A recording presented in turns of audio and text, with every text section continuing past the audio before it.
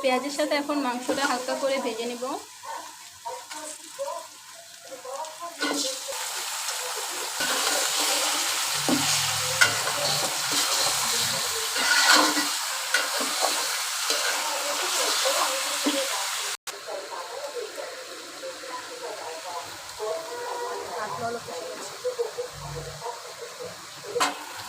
মাংসটা এখন হালকা ভাজা হয়ে গেছে।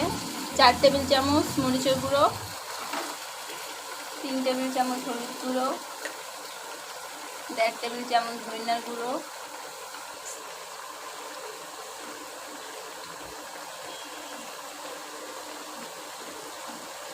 2 টেবিল চামচ আদা রসুন আমরা মিক্স করে রাখি তো,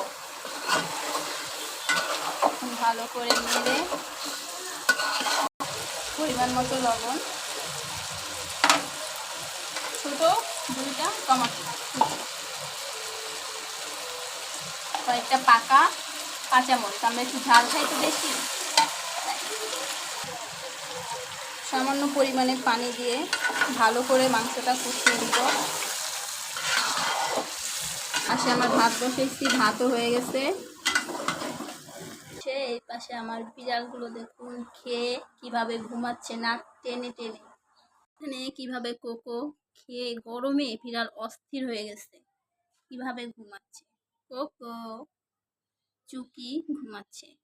দুপুরে এদের খাওয়া দাওয়া শেষ, আমাদের খাওয়ার এখনো দেরি আছে। আজকে অনেক দেরি হয়ে গেছে সকালে উঠতে, তাই রান্না করতে দেরি হয়ে গেছে। আর শুক্রবার তো আমাদের এখানে গ্যাস থাকে না, গ্যাসের প্রবলেম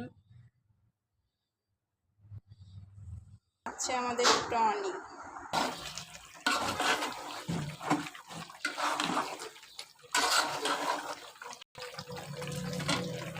আলুটা দিয়ে ভালো করে কষিয়ে নিব, আগে ভেজে রাখা ছিল।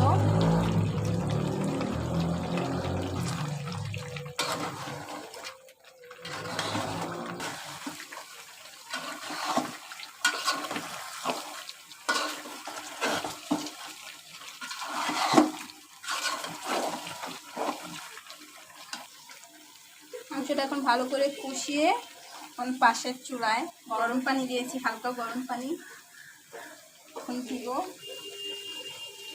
পরিমাণ মতো গরম পানিটা দিয়ে নিচ্ছি।